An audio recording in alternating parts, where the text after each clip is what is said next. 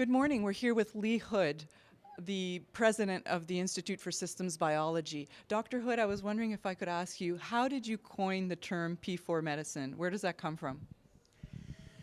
It came from the early 2000s, 2001, 2002, when I initially coined the first three Ps, the predictive, the personalized, and the preventive.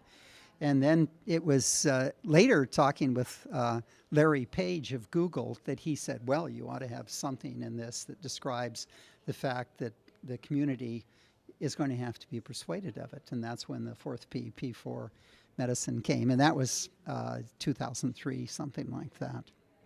Interesting. What's the most important P? You know, I think you can't say which is the most important P because they're all a part of a house that together form a very powerful, cohesive structure. So that would be like saying, is the chimney more important than the front door, more important than the kitchen? I think each of them is uniquely important, and I would say the fourth P may be the biggest deterrent to the acceptance of P4 medicine, of personalized medicine. That is, how do we communicate with society the opportunities, the benefits, the advantages?